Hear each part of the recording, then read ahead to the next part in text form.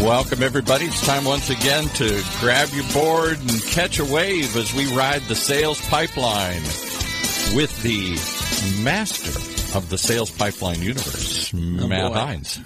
How you doing, Paul? Okay. How do you like that one? Is that a good one?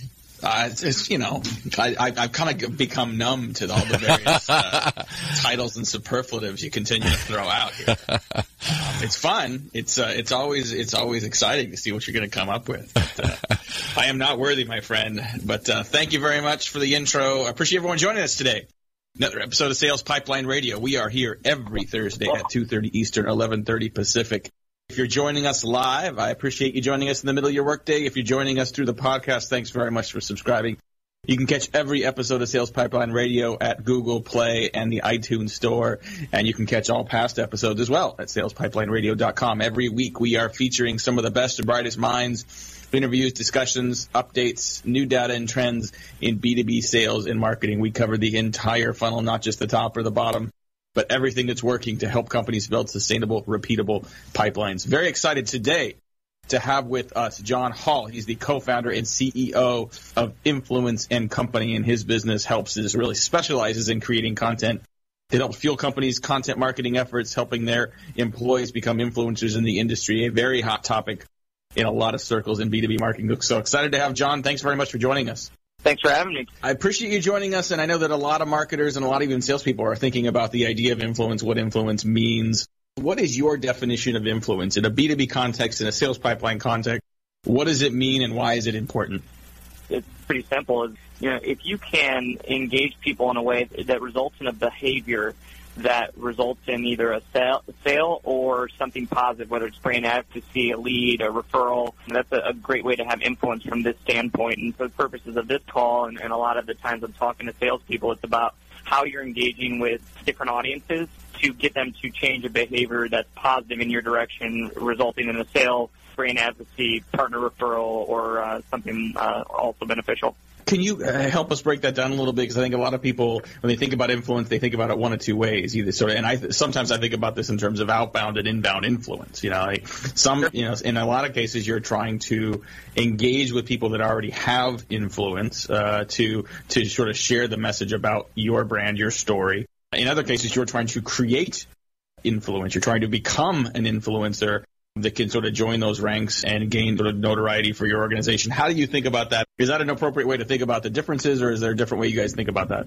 From a sales standpoint, pretty simple is that if you can get someone to trust you, and if you can stay top of the mind so that when they're in a moment to purchase or to have one of those moments that I talked about being beneficial, then that is the purpose of building influence. And so there's a variety of ways to build trust.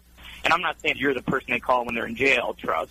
I'm saying that there's different ways to have, I call them trust touch points of which you engage with them. For example, a lot of times in sales, it's helping them out in some way.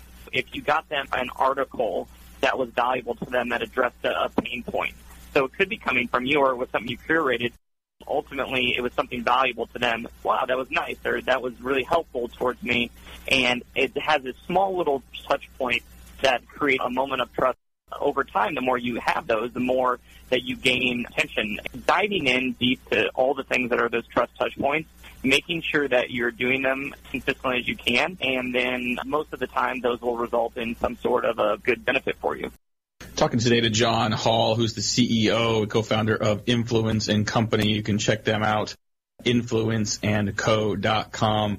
And I think a lot of organizations, as they warm up to the idea of influencer marketing, they're thinking about that as sort of influencer marketing and content marketing together. They're also sort of in many cases curious, like, who owns this? Marketing should, in many cases, owns it. I don't see a lot of sales organizations owning it, but who in the organization should own it? It's getting assigned, in many cases, I see, to PR departments, have had media relations and analyst relations. Can you talk a little bit about how PR and influencer marketing work together? And I think especially in your context where you guys are doing a lot of guest contributed content, you yourselves are a contributor to Inc. magazine, a columnist at Forbes. I think the lines are blurring a little bit. How should people be thinking about that, and how do they operationalize that? They've kind of all merged together, to be honest. Before you had PR, marketing, recruiting, sales, all very separate. But what happened is that over the last 10, 15 years, sales has changed. Like, I grew up on door-to-door sales. Now it's changed to that what we're a lot of times offering is being focused on the audience or the consumer or the potential sale and how we can help them and get them good information, help them out in a certain way. And that's what changed this kind of trend of sales as standalone, because now marketing is creating content, PR is creating content that's valuable and can be used in other parts of the business. And that's why PR and marketing have merged for a lot of companies. The CMO oversees both. And then there's something also that a lot of times the CMO oversees sales, or at least has a very good connection with that head of sales. You got to look at it as that, okay, what are we doing from a sales side of things? What are we doing to listen to customers? And what I call content triggering is when there's a moment where a salesperson listens to a customer and realizes, wow, there's an aha moment. Something I said to them was super engaging and helped with this sale.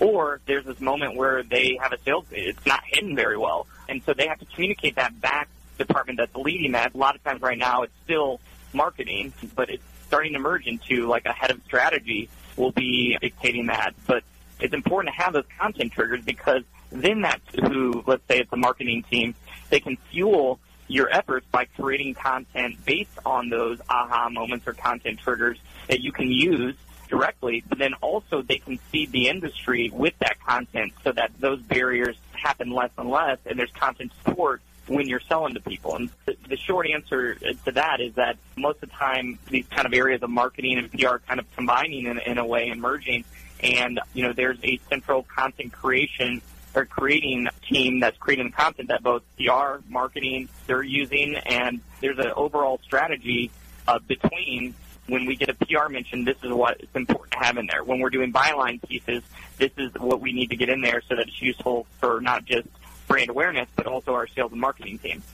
So how do you engage existing outside influencers as part of this as well? I mean, in every industry, there's a handful of people that already have influence. I mean, I think if we were having this conversation, 15 years ago, we'd be talking about a smaller set of more traditional publications, more traditional journalists and analysts that you really sort of had to engage. There's a long tail now of individuals that have influence, people that started a blog that became influential, people that work at a company in a function and became influential amongst their peers. What are the best practices for companies that want to leverage that new PR opportunity? Those influencers that have an audience that in some cases aren't held to the same sort of formal rigors of PR and media relations. What are the steps companies can take to begin to build influence among those influencers? Well, the first step is to actually build your own influence, document, and actually how you're going to build an internal influence. A lot of times people look at influencer marketing as only external. I don't. I look at influencer marketing as something that is internal and external, because you want to build your own influence at the same time. You want to build that, and you also want to build external influence, people that are influencers not within your organization. But it's important that you're looking initially out the gate is, how are we building up our key employees, our CEO, our VP of sales, our VP of tech as influencers? Because it will make your life so much easier to integrate or to work with other influencers in the industry, because you have something that they want. The one thing that influencers love more than money is more influence. So what I've realized with our company is that once we've actually built a following that people pay attention to us and we have a certain influence, there's a lot of people that have influence that want to do stuff with us. They want to do cross-marketing. They want to do webinars with us. They want to do things that put our kind of influence together so that we can feed off each other. So that's the first part, is that you've got to be very clear is that when we're doing influencer marketing strategy, it's vital that you're building your own influence first. It makes your life a lot easier down the road. One of the examples that I give is that with speaking, there's a lot of companies that do sponsored speaking a lot, where we don't do any of it right now because a lot of times conferences are wanting us at their event. Now, that's because we've spent time building up keynotes throughout our company that we get asked to do that. But there's another company that I just talked to where they're paying for every time they're doing a keynote. And that's why it's so important to earn it first and to build it up from within. Now, to do that, it's making sure that you're committed to it.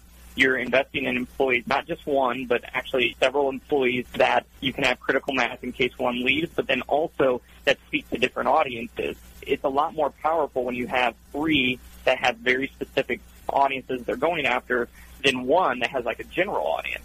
You have to look and say, who are we investing within this organization to have influence, And then how are we investing in them? Are we doing a byline campaign with PR mentions, getting them on lists? Are we investing in their social account? What are we doing to get them speaking gigs? There's all these things that happen. It could be we're investing in this person to have a book about this topic. But what ends up happening when you do that, there is this spread effect. Because once you do some of these things, those don't go away. A book doesn't go away. When you get PR mentions, you can leverage them in sales for a year or so afterwards, even longer sometimes. So it's important that you commit to that and then look at how you're leveraging that across the company, not just in their personal brand. Talking to John Hall today, the CEO and founder of Influencer Company. We're going to take a quick break, pay some bills. We'll be right back, talk a lot more about influencer. I like the idea we're thinking about the term inbound, outbound, internal, and external influence. Lots of opportunity for companies here. We're going to try to break it down a little further, help you understand the next steps to how to do this for your own organization. We'll be right back. Sales Pipeline Radio. In a world where the speed of innovation and change in B2B marketing has never been greater, the only thing bigger is the need for clarity, for a blueprint, for a guide to what's really working and how to apply it specifically to increase sales pipeline growth, velocity, and conversion. That's what you'll find in the Modern Marketer's Field Guide. Download it free at HeinzMarketing.com. All right, let's get started again with that influencer himself, Matt Heinz. Thanks very much, Paul.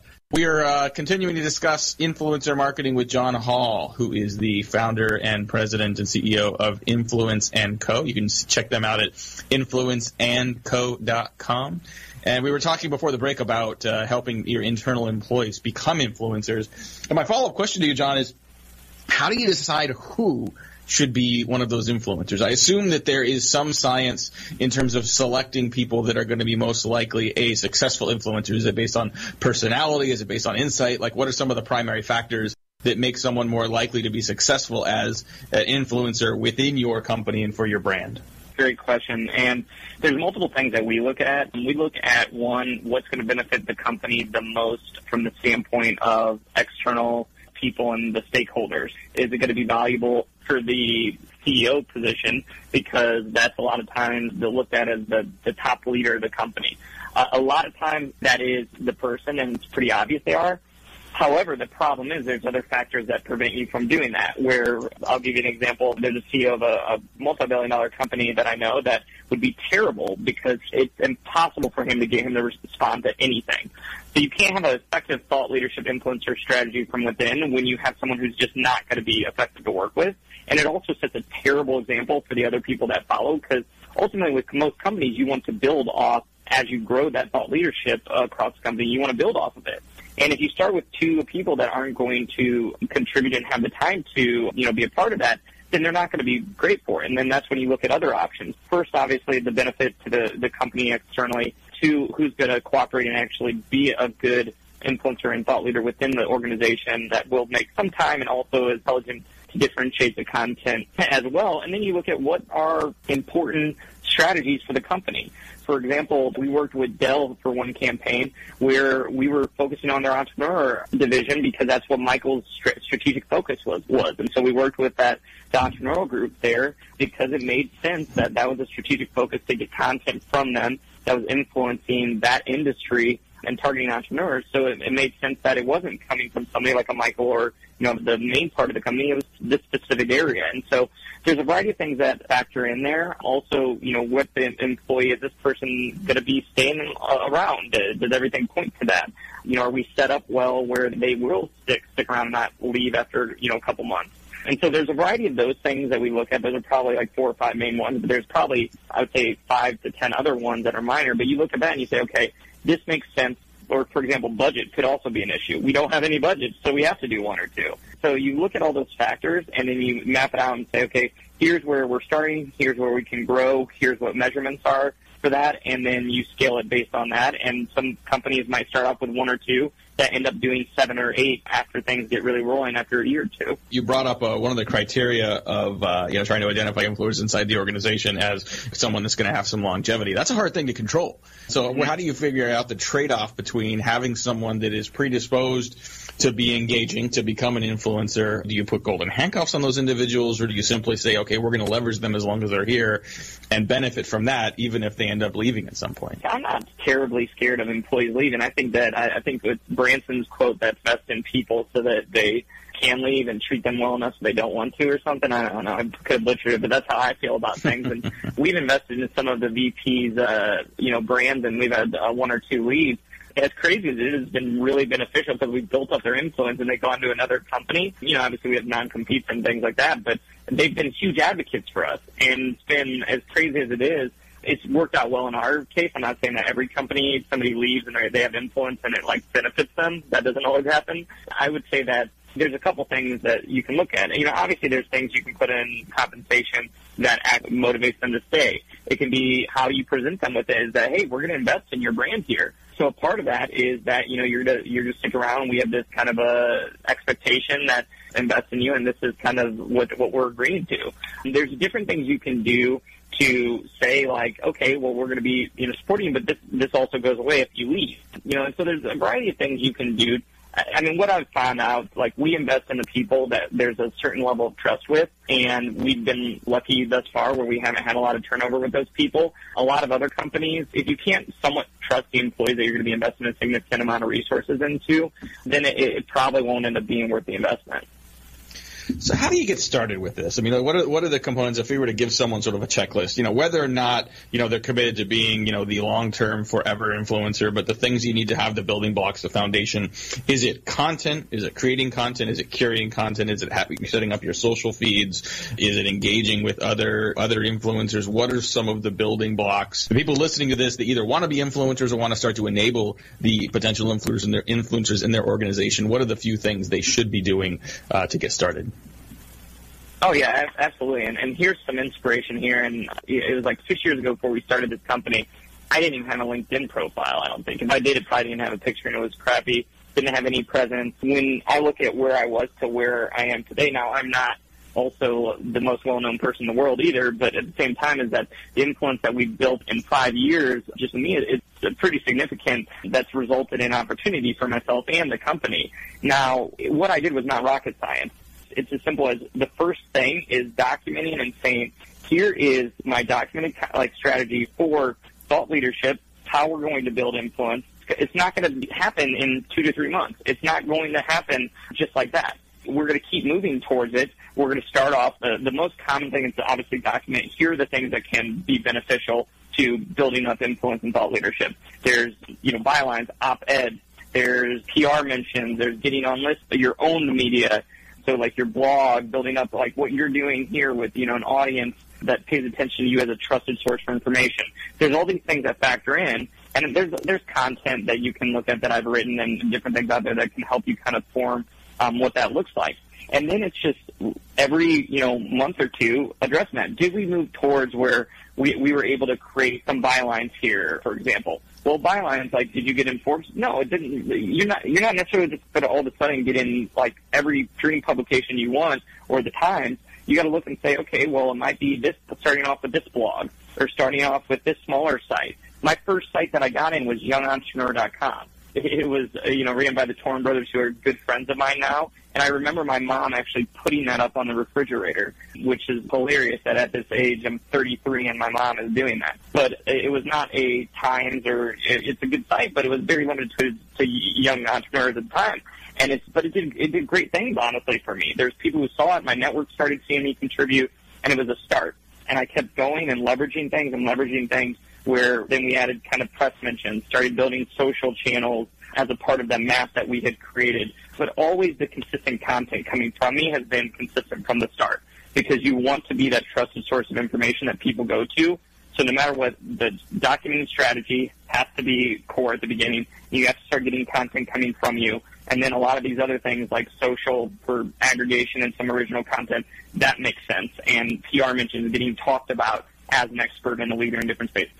Or even at this point, having a book. That's kind of this in year 4 or 5, that's what we knew that we would probably do around this time. And so that's how it all plays into each other. And over time, as you take those steps, it all starts off with those couple things, and it grows and grows and grows. But you have to be dedicated and committed to keep moving forward and not have this expectation that overnight you're going to be keynoting the largest events in the world. And I think it's that commitment and that patience that sometimes separates those that are successful from those that give up on this. And this is not like a pay-per-click campaign that you can just turn on and expect to see, clicks and results immediately. This takes time. In the couple minutes we have left here to finish up with John Hall, who's the CEO, founder of Influence and Company, what's the recommendations you give people in terms of how long you should expect it take to start to see an ROI from influence marketing? It just depends on your goals and which ones you're tackling. So, for example, if you're like, hey, we want a bunch of leads to happen that result in sales within, a month or two, that's harder. I mean, right now, our inbound is a huge part of our business. It probably took a year or two to actually be a major part. Did we see some success, early on, the first 6 months to a year? Yes, but it wasn't anything that was going to dramatically change our business. Now it does with the inbound leads that we get. So, like on sales inbound, you've got to be committed to it. Trust me, there's other ways of sales that you can do to get more sales in short term than what I'm talking about here.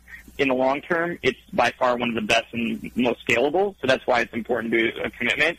In the first 6 months to a year, you're not going to see anything that's going to change your life, in my opinion. Yes, there are some people that have early success, but I just want to set expectations. But then also, it's how you leverage it. So, for example, if we have a client that is like, yes, that is our goal, but clients that I love is Hawk Media, is that Eric, their CEO, and Tony, their president, they leverage the content in so many different ways. They in their sales process, they use it for recruiting, they add it to their newsletter, they share it on social. They actually really, really embrace when they just started initially out the gate creating content, getting the PR mentions and these things, and that's why they've had a lot of success earlier. So that's an example of one where it's like, okay, well, that happened sooner. But then there's other goals that, like, we had one client say, hey, we're specifically only using this. We already know our 200 clients, and we don't even have more than 200 clients, but we need to nurture them, and we're going to use this in the sales pipeline. They immediately out the gate started using that content in their sales pipeline, as a part of the process, and their conversions went up. I think it was like in that 6 month span, they went up 50%, which is pretty high. That's a very high number, so that's bad expectations. But 50% of conversion increase from adding this thought leadership content to the sales pipeline. So that was a little different, where it's like, hey, that's not lead generation, that's helping convert with sales. So it depends on kind of what your goals are, but those are some examples of kind of expectations to have. Absolutely. Awesome. Well, I want to thank our guest, John Hall from Influence and Company. You can learn more about them at influenceandco.com. We're going to have to jump and let some other companies and other hosts have their show here, Paul. But thanks very much for joining us on Sales Pipeline Radio. If you want to hear more and share this conversation about influence marketing with others on your team, you definitely go to salespipelineradio.com, find that replay, and also obviously join us on the podcast at the Google Play and iTunes Store. Thanks again for joining us today. We'll see you next week. For my producer, Paul, this is Matt Hines. We'll see you next week. Sales Pipeline Radio. You've been listening to Sales Pipeline Radio, all things Sales Pipeline, with your host, Matt Hines, right here in the Funnel Radio channel for at-work listeners like you.